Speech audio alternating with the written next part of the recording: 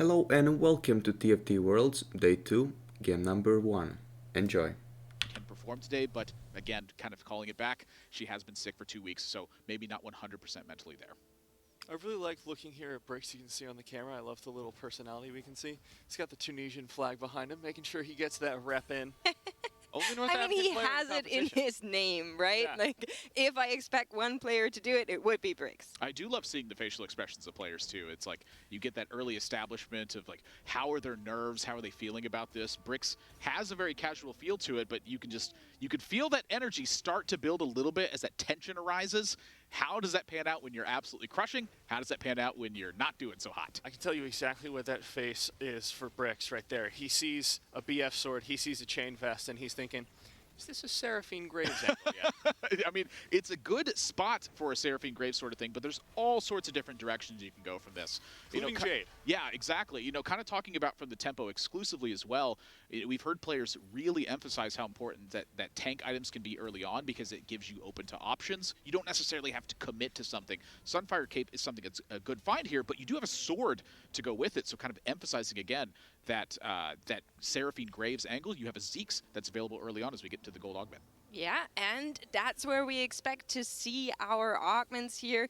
It is going to be a little bit of, you know, a temptation coming in for Briggs with that Protector of the Cosmos. We saw that being picked yesterday by one of the Korean players. I believe it was My Paradise that went with it. And I don't think Briggs has the perfect opener for that, as he's currently not running any of those. But we are seeing scope weapons being picked up by Shungo, and it's also in the options for Here We Go. This is going to be dangerous, and this is why they're taking their time picking out. You'll see the preparation picked up instead for Here We Go. You don't want to risk having to compete for that Yone reroll composition because it is so absolutely crucial to get that Yone 3 early. Yeah, and Here We Go does have Nice. some Astrals on the board that should be getting some econ early, but he is meeting up with Briggs, and we just saw Briggs with that Leona too and the Bramble Vest. That's just gonna hurt. Yeah, the Guardian, Dragon Mancer, Karma in the backline with Sunfire board. Bricks is going for the win streak strat. I think it's a good way to go for it, and that's how we saw Bricks be dominant in pretty much all of their games, coming into EMEA, coming into the Western Last Chance qualifier. It was when he's able to establish those win streaks is when he's able to establish those big wins as well. And we see, of course, Dasik once again with the girlfriend buff. It's a powerful buff. Okay, about that. So I said that yesterday on broadcast. It has been tweeted, and then somebody came up to me saying, like, you know, Dasik hasn't been doing too well. Maybe it's not a buff, but a debuff. And I felt so bad about myself. So I'm very happy Dasik has his girlfriend in the back once again. She's fantastic, and we love her Partners very in much. Everything. You need someone there to support you. Yes. 100%. We'd love to see it. Of course, this opener here from Dasik leaves him open to a couple of options. You can see him just going with that Bruiser frontline. Hasn't committed to anything. Unlike Fly, we see that Dragon Mancer emblem on. Yeah, plus a blue buff sitting on the Kaisa as well. Like, this is very much a prominent stance saying, hey, I'm going Kaisa, don't touch. I really wanted it to be Nunu, though. Like, I know it's Kaisa. I know that's like the specialty for Dragon Mancer reroll. But there's a part of my heart that still belongs to Nunu. I mean, I did like it in the set 7. Yeah. Set 7.5, you know, they toned that down quite a bit. But yeah, for Dasik here, nothing really committing to it at this point. And, you know, 3-2's really where you're going to be looking for a commitment on that one. It tells me that the augments in the early spot just weren't standing out for what Dasik had. And yesterday we did see them kind of lean into lines, mostly just because it felt like he had to in a lot of spots. Just not really clean options open. The items weren't there necessarily. Just, you know, in this one, it's looking to a stronger commit towards 3-2. Yeah, but we just saw a player saying, please don't touch my Kaisa, and Dasik is doing exactly that for now. Has the Lagoons in, has the Kaisa on 2 with a bow. That could be trouble. Oh, hold on. He's leveled up. He was going to just kind of chill that one out with a full board and then decided, double jacks is worth it here. Trying to save gold. Yeah, well, he picked up a win in the second round with a loss in the first round, so he's trying not to go for that bouncy win effect where you just go win, loss, or in this case, loss, win, loss, win. You have to establish one of those streaks. Dasik is sitting in the bottom portion of this right now at 27th in points coming into today. And so because of that, he's going to absolutely have to have some big performances today. Take those high risks and get those big rewards. Absolutely. Something interesting to me is the Cannoneer crest being picked up by Beantum here, because we have seen Cannoneer be interesting with Dark Flight, a slot in the Graves, but maybe this is where we're going with this? Yeah, but I'm bummed, man. We've got another Namzi Evoker. What's going on? Give me my Cannoneer Namzi. Give me someone running the composition, please. I beg you. Oh, you want someone do you it. want the Soul Siphon Yeah. to come into effect. I want the Soul Siphon. Very I want rare Cannoneer composition. Namzi. Yeah, but it's so cool. I don't think we've had a single Cannoneer Namzi between both days of the competition so far. And if you take a look at the sidebar here with the open items, we only see 2 players right now preserving items. So again, taking that stance of if you're in the bottom half, you have to take big risks, so stronger early commitments. And if you're in the top half, maybe you can coast a little bit and just play for strong tempo finishes to really even out the points that you have and just get a strong finish at the end of the day. It's really going to change some of the lobby. Yesterday, we saw players constantly saving items to get into ideal spots. Today, though, you're not necessarily taking standard lines of play.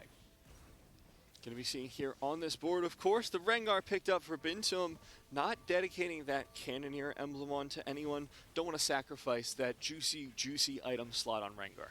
Yeah, you're just going to get so much Seeks out of this, as every unit he currently has on board is Darkflight, and I feel like the value is a little bit more here right now. But of course, with the Cannoneer emblem, he has the option to go for that Darkflight essence later on, which is really good. Yeah, you still got to have the Zeke's option at the end of the day as well. I think this is a great spot to commit to the Darkflight angle, just because you have both of those options open for you. You don't necessarily have to go for a level 6, roll out your board and Hold on. start everything. Is this allowed? Okay. Are we allowing that? Players getting mort docked? Well, I'm getting word from the admins. Apparently, this is a natural part of TFT. okay. Oh, okay. I wasn't sure, but we have confirmed that Brix is allowed to find a Deja on 2-5 Wow. with a 100 streak into Krug. Yeah, this is really strong. We are on Dawnbringers from Mirage, so not necessarily as powerful as some of the other ones where you get that natural damage buff. But, pretty much anytime you pick up Deja early on and you have a 2-star Leona, I'm going to go for it. Absolutely, because right now he is so stable. As you said, win streaking on 100. This board should bring him well into late game and allow him to open up the economy. And even with Dawnbringers not being the greatest, you have the options to pivot into something else later on. He has Sunfire board as augment.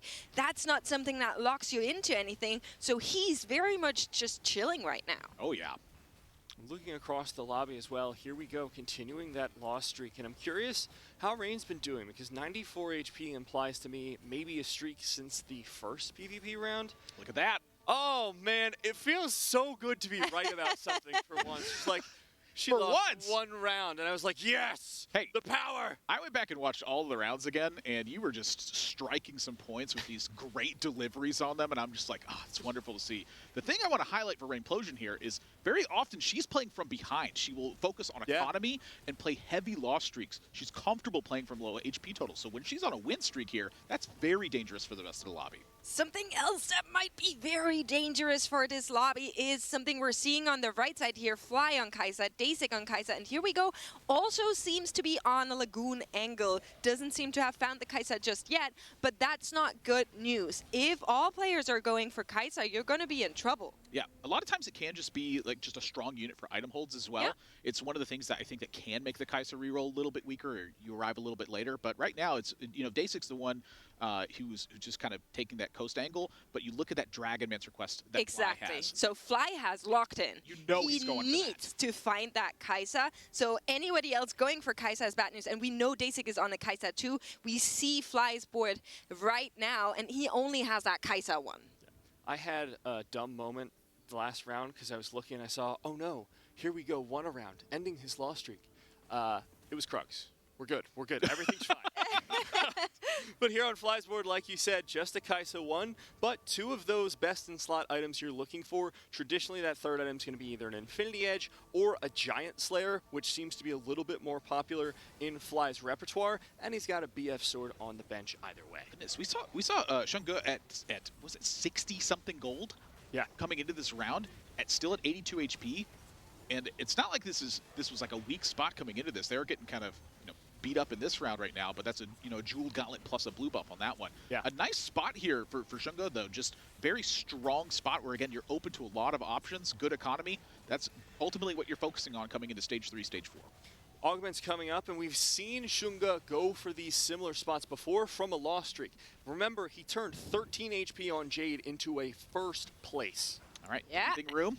Augments coming in. It's going to be silver augments for I saw this 2 one. recombobulators. Someone click it, please.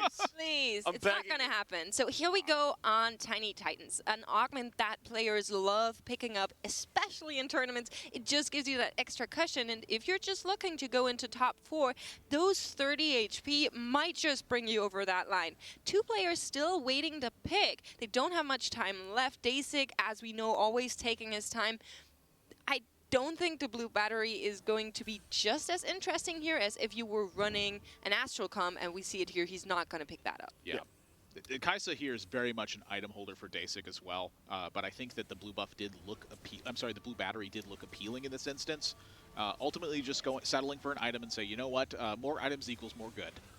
Nathan, this is reading as a Jade angle to me with all the units he's picking up right now. It is a lot of tank items, which is kind of where my concern is. Like, finding 1 or 2 of these early on, pretty good. Finding 3 of them, it's like, I'm kind of getting some low-key Xayah vibes here. You just have such a stacked front line. You have a bow open with a glove. Last Whisper's great on Xayah, and if you have ultimately enough economy and enough health, it really can get it done. Yeah, and something else that can get it done. Shungo's Yone already a little bit on fire, does have that Rage Blade. We are seeing the Shimmer Scale item is going to be Mogul's Mail, which just allows this Braum to be extra tanky here, and that will serve a win for Shungo against Dasik. It's a really good spot, too. Like you were saying before, Nathan, all that economy is really translating well. Got the Band of Thieves off that second augment choice. That means he's going to have a fully itemized, not always greatly itemized Olaf on that board to back up the Yone's damage. Yeah, we saw him switching out a couple things there at the end from Dasik's point of view, but again, no commitment has been found from Dasik's point of view. Yeah, and right now we are on Conda's board, one of the Brazilian players that I believe was a little bit underrated going into this. Generally, the region a little bit underrated. Slooper and Conda have been repping their flag, doing really well in this tournament. Conda is currently on 11th place. We see him pick up that Tiny Titan augment as well, and currently on that Mirage comp. Yeah, Conda may not be highly regarded highly known amongst a lot of players because he does tend to take breaks when it comes into these sets in the competitive play. He is highly regarded amongst his peers, though, and it's just, one of the big things is he just didn't compete. Yeah. Set 6 at all. But this season we saw him with consistent top 4 finishes in the Pro Legends, and it really speaks to that. The fact that he's still holding ground high in the points right now, strong in the Brazilian community. Just a nice figure to keep your eye on right now. A big position to make it to that top 8 tomorrow. Coming into this Stage 3 carousel, let's check in with those win streaks. Brix's has fallen. Someone who hasn't. Rainplosion coming in, known as a loss streak player, since 2-2 has not lost a single round.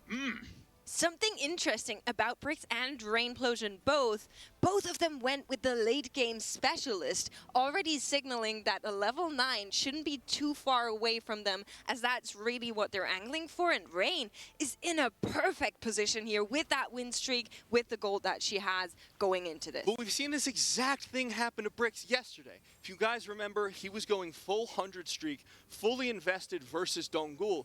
Dongul finished off, beat his board, and Brix just fell from the top of the leaderboards down to the bottom. And I'm worried, looking at Stage 3-5, he's just taken that loss. Is that going to be history repeating itself? It definitely could be. I'm going to look at Rainplosion's board here and really try to break this down a bit further, too, because made just a fantastic point with this. That Archangel Staff Slam, that really spells out the dragons at this point. It's like, if you were 90% sure or 99% sure, in my head now, I'm 100% certain of this. Again, this is the strength that the early tempo can provide, is if you have these win streaks, you're going to have high health, high economy, the 2 ideal things to get to level 9 in this spot. And again, Rainplosion, very comfortable from all these angles, very knowledgeable from it. The win streak, the 9 dragons, it all adds up here. The Dragons are a super flexible composition as well. We were talking about how worried we were about Dasik's items, so we see his board finally starting to struggle. But since Dragons can use pretty much any items or no items, as long as you're not stuck with a bunch of AD and then forced into Siphon, you're going to be pretty happy at that level 9. Yeah, and I just want to check in with someone. We are seeing Shungo hit that Yone too, but I do want to check in with Fly. So Fly was the player that had that Dragonmancer crest, really signaling this is where we're going with this. And last time we saw them, there was only a Kaisa 1. Now upgraded to Kaisa 2. Of course, ideally, you want to be re-rolling this, but we know, here we go in Dasik, we're also on that Kaisa train, so he will not be able to find her now, at least. So what is he going to do? Yeah, Nathan, I have to ask this question that is probably going to be met with raucous guffaws. Could this be like a Sohm or an Asol angle? What the heck does that mean, what you just asked? Big laughs? You know? Oh, I see. Okay, no, that does make a lot of sense. I think it's mostly just going to be waiting till that 4-1 spot. Again, you're still building up your economy, sitting at 40 gold. You're hoping that the two players holding on to Kaisa are going to get out of it to transfer the items onto something stronger. This round, very close here for Fly, continuing that win streak. That is a huge win for Fly in this one. YGQF. This absolutely spells out the rest of it. Again, the pair of Volley Bears that are sitting on your bench here, everything really boils down to that win being a huge boost as we head into that 4-1, hoping the Kaisas get sold, 3-star this out, start cranking the wins. Yeah, we can see Rain did preserve her win streak going all the way into Stage 4. Big so her economy is going to be great going into that late game specialist as well, as Makes pointed out earlier. Now, heading over to Here We Go's board, who seems to be mid-rolled out with 2 Zoes in the shop at And level an 7. Idas. Yeah. How much more signs do you need to pivot this comp? -4 Seraphine on your bench, I think. Okay, the math okay. on that. There's a lot of options open to this, honestly, and I'm very curious to see how they go with this. It looks like they're going to forego the Shimmer Scale idea, even though they have the spatula on their bench. It's the preparation, right? I think this is a big deal about this. The preparation really spelling out the Grave Seraphine angle. I mean, you already have a 2-star Seraphine sitting on your bench. You have a 2-star Rakan in play. You have a decent item holder. It's time to find a new one here, but everything is adding up to really go Seraphine Graves, and it's hard for me to see a pivot from this angle. You just don't have the gold. I get it, but I also see or saw an opportunity to maybe just go the full Shimmer, get a Zoe 2 at like level 7.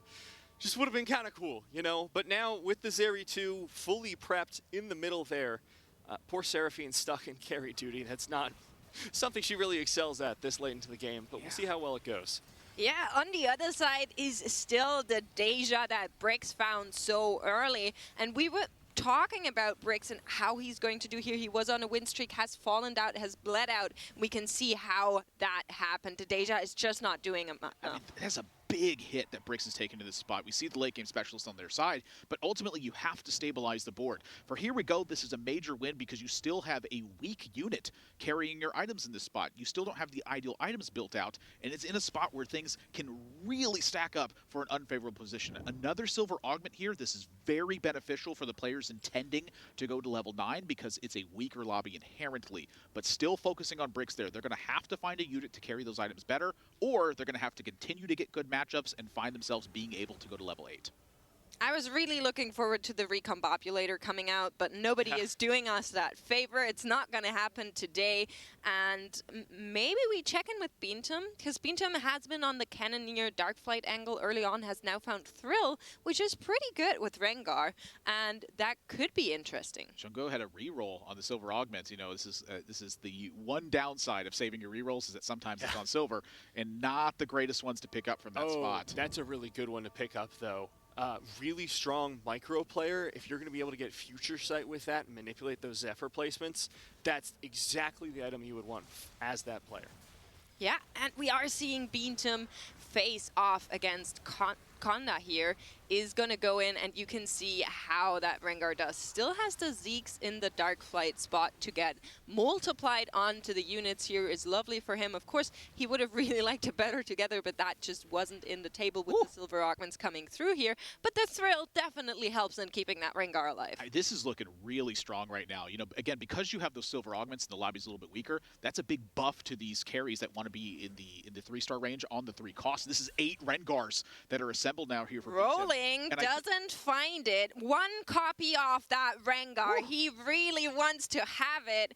And someone else is looking. There is one Kaisa missing for Fly. He is hoping the others have sold theirs off. Gonna find it here. Amazing. Really, really good for Fly. And this is great too. You have a spatula set up for another Dragonmancer's augment. You have a sword in place to finish out this build with Kaisa having Infinity Edge, Jeweled Gauntlet, and blue buff. This is absolutely a great spot for Fly. As long as you're not hitting really terrible matchups or getting really bad fired RNG, I think this is in contention for a first place take. What I'm really appreciating here as well is not slamming down that BF sword, because like I said earlier, the two most likely options for this third item, Infinity Edge or Giant Slayer. But we got a dragon coming up. Who knows if that's going to be a Chaos or Order dragon? If it is, you've got that third item slot still open.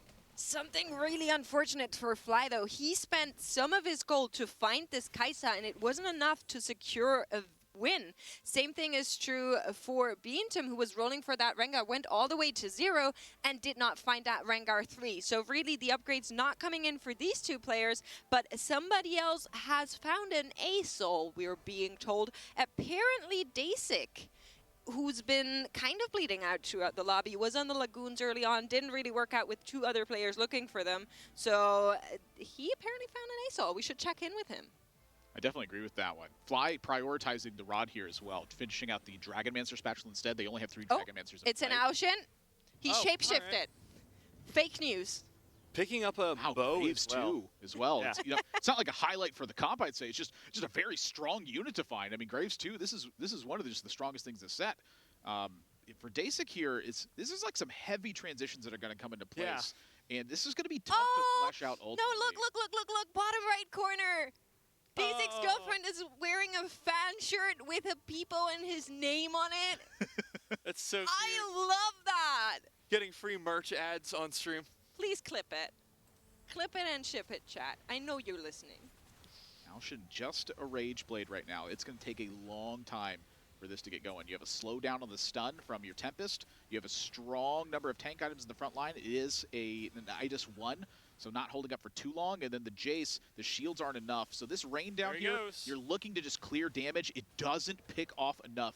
Big hit to Dasik here, and really spells out why this can be such a risky comp. If you're not fleshed out strong enough, you're going to take big hits sometimes. Yeah, I mean, this is what we talked about previously, A-Soul versus Aoshin. Aoshin really great if there's single targets left, which means if A, your board can't stall long enough for multiple ults, or B, the rest of your board just doesn't do any damage, your Aoshin isn't going to be able to do much, which is why we can see it getting swapped out. We are seeing somewhat of a pivot from Dasik here, who found a Xayah, found a Jace naturally in store, now getting picked up with the Hecarim, has their Rage Wings kind of going. This is a comp Dasik, I think, is really, really comfortable with. We've seen him go into the Xayah Rage Wing comp whenever it was possible, and for him, the shop is just giving him the sign to send it. Wow, Brix is like hard committing to the level 9 here as well. I mean, this is a tough risk to take because it's such a low life total. Soraka's going to pad that a tad bit, but ultimately you're just trying to mitigate the damage from really both of these sides right now. For Dasik, I think the advantage is in their corner.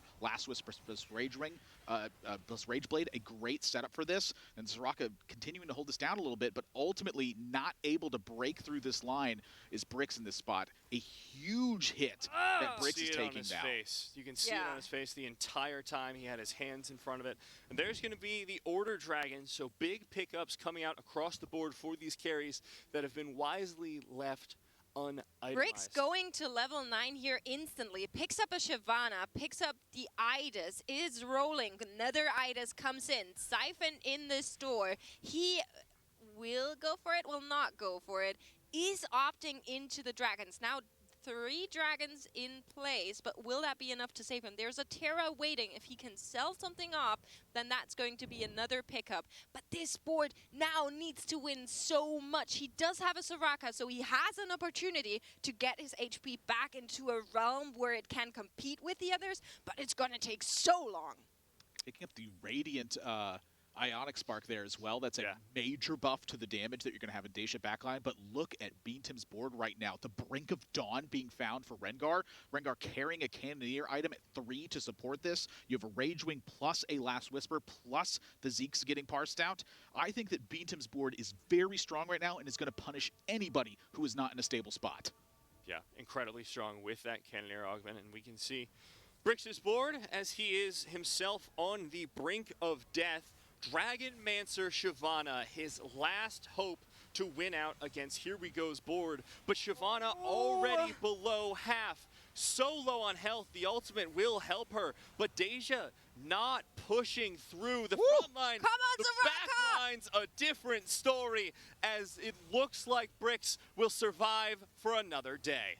For here we go, though, I have to say this is pretty impressive to have a Senna 2 at this spot. Yeah. Like, this has been a hard carry through stage 5. It is so rare that you can get a one-cost 2-star unit to hold for that long. But for Brix, a major victory here.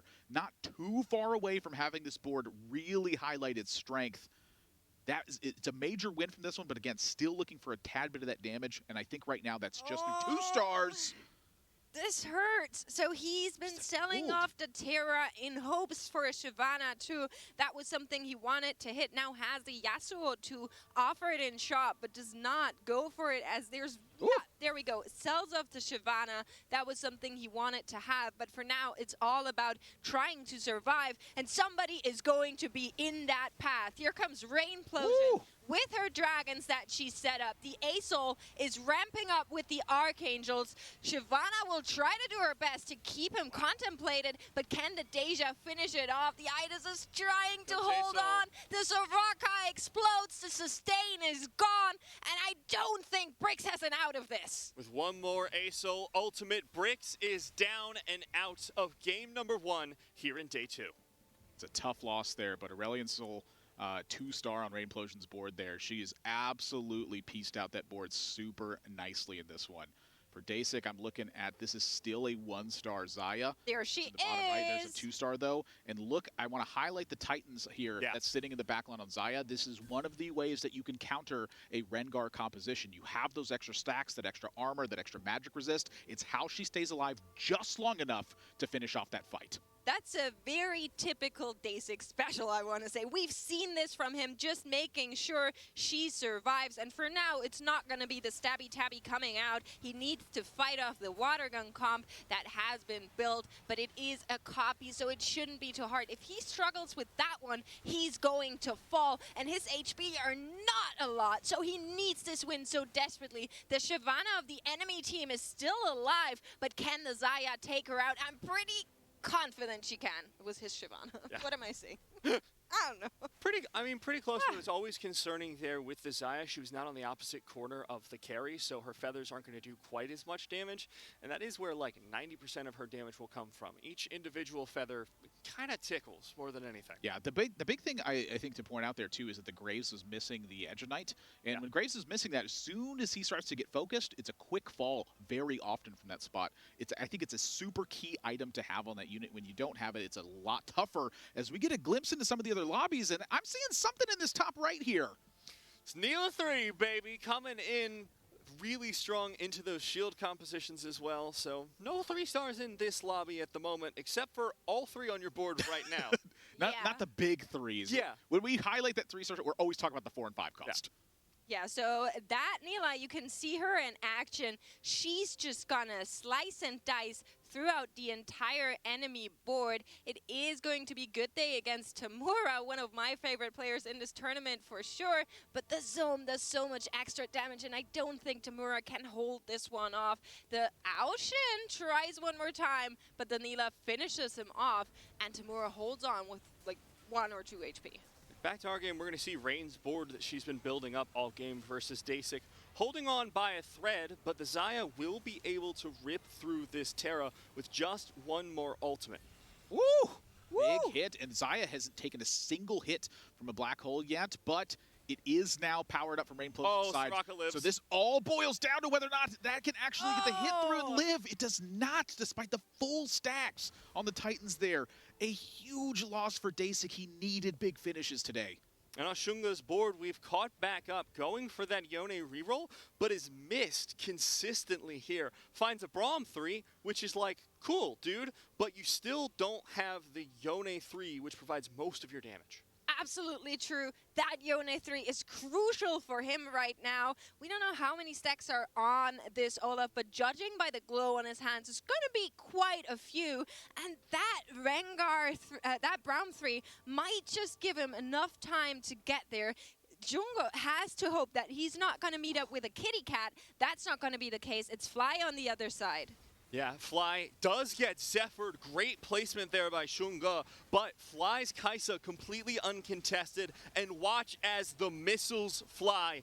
Yone still safe, healing from the hand of justice, keeping him alive, but the front line is falling quickly. One more ultimate from Kaisa will not be enough as Yone takes her down and secures Xunge one more round. Hasaki! Highlighting the power there of the Yasuo as well. When you isolate a unit, it doesn't matter how strong it is. You get that third cast off, and suddenly it's just gone. I think that Xunge, despite the fact that this Yone 3 is arriving so late, it's still not even here yet. I've heard a Yone is never late, always arrives precisely when it means to. It's the fact that it's so late and that you're still surviving. The train was broken, It's such a big highlight to how well they have pieced out that board. I'm really interested to see Here We Go's board because we know Fly has found the Kaisa 3. He is on those Dragon Mancers, and Here We Go was looking for that Lagoon Water Gun comp. He slotted out the Graves here, which is beautiful display of a very common tech. When you have that preparation and you find your carry unit, it doesn't have all of the stacks. As soon as you enter the PvE round, you slot it out. It gets an extra stack of that preparation buff from the augment. Just perfect. Small technical play for the big buffs. Yeah. And for Here We Go, this is everything. Here we go indeed. Positioning is going to mean so much to this one. Not ideal in terms of the way that the item placement can work out. Where is this Zeke's going is my big question. Oh, the no! Braum is just so heavy. And again, the Graves is in a spot where if he takes aggro, it's not going to drop unless he's eliminating the damage here. But the Braum's getting chewed through pretty quickly. The double ZZ Rot's going to be a highlight. Graves going pretty untouched. The damage is not there for Xunge. Yeah, someone is gonna die here, and it's just going to hurt. It's going to be a dice of cutscene coming in here, and that it is for Xunge, unfortunately. Look at the rest of the lobby as we see Konda fall. Wow! We now have our top four. Xunge barely avoids a 6. But looking at the health totals, I feel like it's pretty safe to predict that Rain's going to be successful here with that Dragon board. But Fly founds a Jax 3. Yeah, Rainplosion's board, I think, is spelling everything. She said so much time at level 9 to flesh out a Dragon's board. It's just going to be tough to beat. The big one there for me is the 6th place and the 5th place finish. 1 health being the difference. That's going to be so good for Xunge, but something that's not so good for every other player in this lobby is Rainplosion's position. She's just so healthy and happy up there, and Here We Go might get eliminated. See, the Jax frontline is going to determine how long Fly's board lasts against this Grave.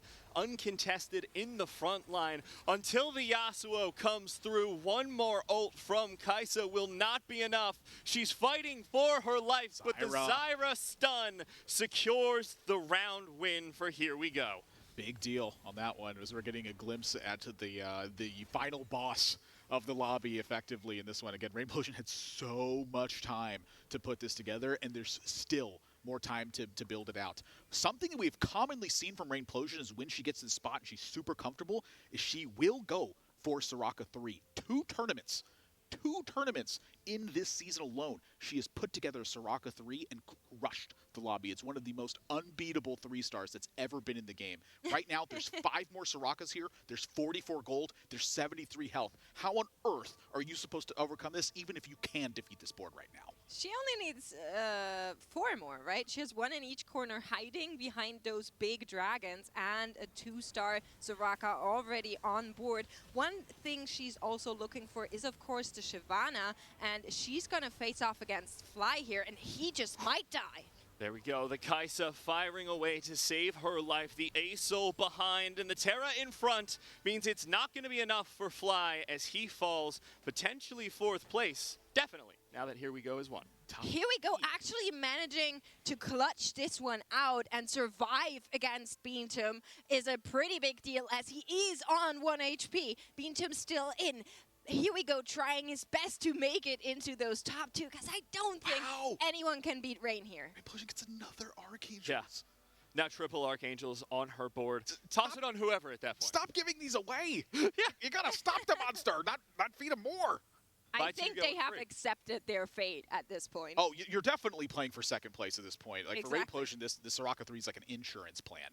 Here we go, going to level 9 here, trying to ensure at least a little bit of extra sustain on this board here. But the Graves is missing some of the preparation stacks. Is that? Yeah, I hope that's a visual bug, because Yeah. otherwise he goes in a rough spot. Yeah, had three after the creep round. He had 3, but he hasn't recreated it. Or Oh my right? gosh. That would have been crazy. This is a monstrous board. Yeah, we're gonna go in here here we go, hoping to take down Rainplosion, which seems like the impossible, but his team is trying his best to do just that. The Graves is still alive. He's getting extra sustain from the backline, but he falls. It is on to the rest of the team to take down the Dragonster, on to the Ace All, but the Dark Hole comes in, and it takes down the board. And Now, there we go as well. I'm going to be watching Rainplosion's board now. We know that this game very, very, very, very, very, very, very likely only has 1 round left. She has 71 gold. Is it time for Soraka 3? I'm kind of digging the just wait. it's just like a big flex at this point. She's rolling.